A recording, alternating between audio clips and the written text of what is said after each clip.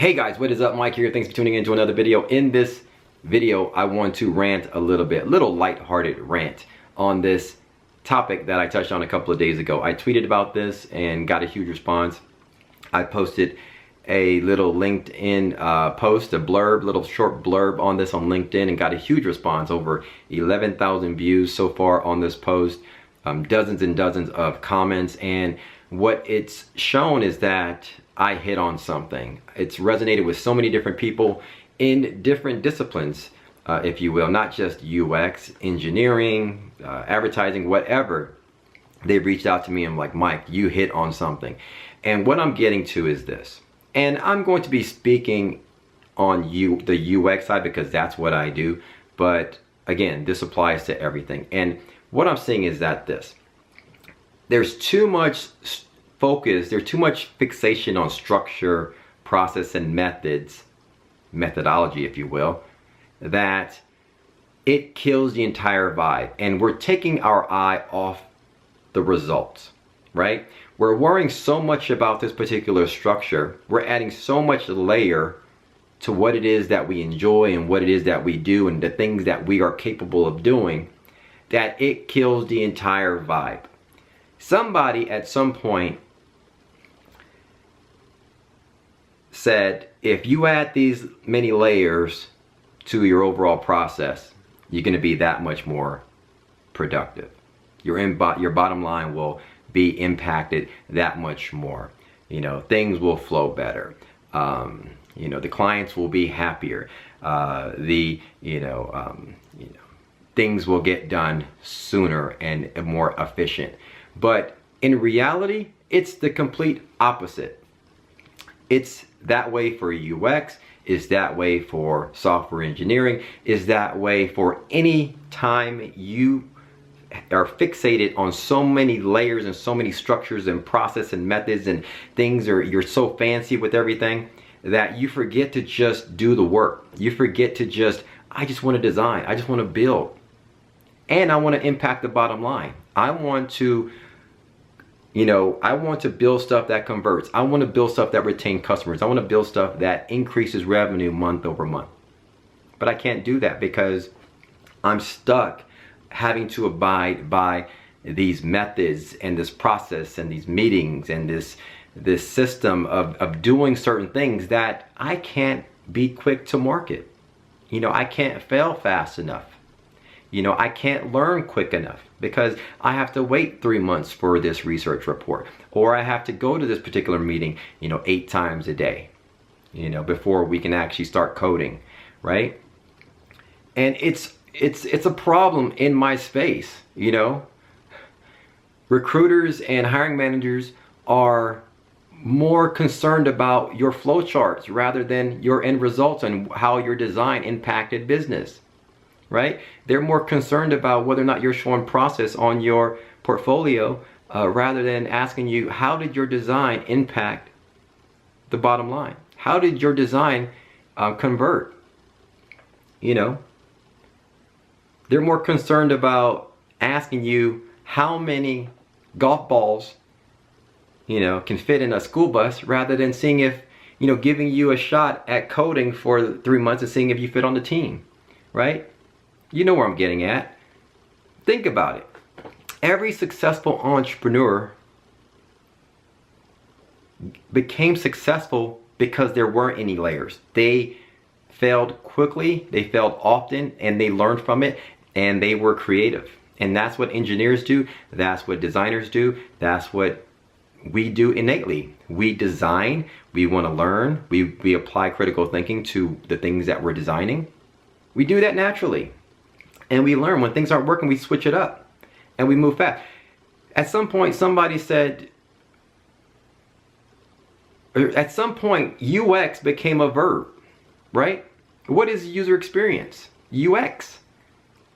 It's the feeling that a user gets when using a particular system or something, right? That's UX.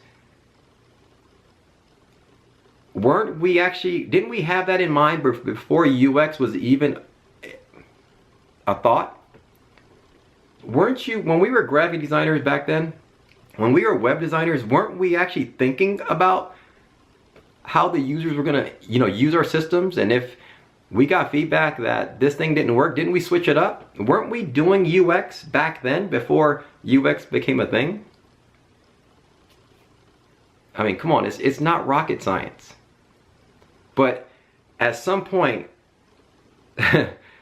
somebody thought these layers upon layers and things, is a good thing. When Sergey Brin, and I don't know the other guy's name, of Google, when they got started, were they asking each other how many golf balls fit in, a school bus? But, and I'm sure they got rid of that in their interview process. But, I mean, come on now. They became successful by trying things out, hitting the market quickly, seeing what impact it made, and then iterating on that, right? That's how they became successful. That's how Mark Zuckerberg became successful. That's how Bill Gates became successful. That's how Steve Jobs became successful, right? They didn't sit back for 6 months and, investigate, and wait for a research report, right?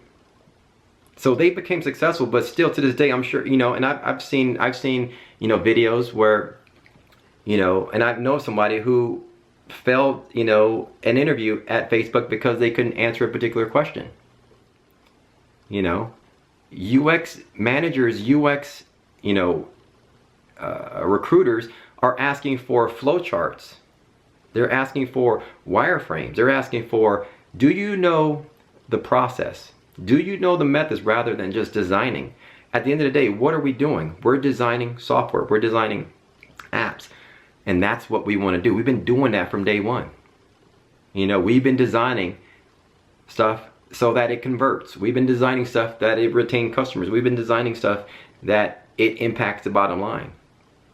But we can't do that because now we have to wait 3 months to get this report back. We have to wait 6 weeks to talk to this particular customer. We have to, follow these particular methods, and if we don't do that, we're not being good citizens of UX. We're not doing UX work, right? So we got to play this game, unfortunately. And it's a shame, and this hits everyone in different disciplines because all these layers upon layers and methods upon methods and this fixation on this stuff, it halts creativity, it halts motivation, it halts, being quick to market and learning and failing fast and being able to learn, on the fly, But we got to deal with this. So, me as an educator, I have to play this game. Me and being in this industry, I have to play by the rules. But I've been in this industry for so long, I see where the problem lies. We've got to be truthful with ourselves. We got to stop being so fancy. We got to stop thinking that we're, bigger than, than what we do is bigger than what it is. I mean, seriously? You're going to make me, like, the system is broken. You're going to make me go to school. And what I'm talking about different things, but it applies to the same thing. You're going to make me go to school for 4 years and be in it for about $160, $160K because I went to a good school, because I want, to have that logo or that name on my LinkedIn profile or my resume, right? And then I'm going to ask for $65K a year, right? But that's not good enough. I need to go back to school and get my MBA and put in another $80K, right? So I can ask for 85, another $20,000, right? Another few $100s a month. So I'm in it 200K and I'm making 95K a year. But I'm in debt for the rest of my life and I have this heavy weight on my shoulder. Whereas I can investigate, online training or some sort, pay this small amount, learn some skills, build something on my own, and make $20,000 to $30,000 a month. But nobody's talking about that, The system is set up in a different way, right? You're going to ask me how many golf balls fit in a school bus, make me fail the interview, make me feel inadequate, but at the end of the day, you're going to pay me 110, 115K, when I can go home, partner with my friend, code something on my own, build something, get customers to pay me for it each and every month, then get Google to purchase and buy out my particular startup without asking me those questions about golf balls, it doesn't make any sense. It's happened over and over and over again. This middle tier layer is killing the vibe. And what is the answer to it? You know, the answer is, you know, there's probably answers to it. You know, the few that I can think about is, you know, we got to start getting back to our entrepreneurial spirit. We got to start getting back to, you know, working in smaller groups. We got to start moving like startups. You know, when we didn't have these layers, how did we think? We went from ideation, we went straight to high fidelity mock-ups to code. Let's go. Let's build, let's get this out, let's learn quickly, right? And we utilized our domain knowledge, we utilized our brand, our equity that we have built up from doing this year after year after year after year after year, that we didn't have to ask customers each and every step of the way in order to build something, right?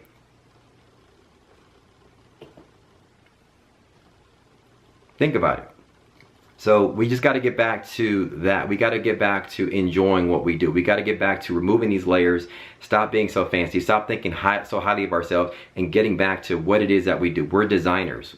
You know, we're engineers. We want to just code and build stuff. We want to design stuff. We want to, and at the end of the day, we want to make an impact on that business's bottom line. We want to retain customers with the designs that we do. We want to build designs that convert at a high rate, right? And we can't do that fast enough if we're waiting 6 months to figure out, you know, or to go through this particular process in order to learn to see if our things are working. You know, some people will tell you structure has its place. Of course it does. Structure has its place.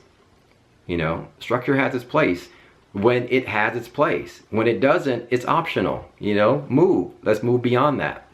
You know, if there's a lot of toys hanging around, you know what? You get a toy box and you start putting the toys in the toy box and you get some structure there, right? But if your entire day is fixated on stacking toy boxes, then you have a problem, you know?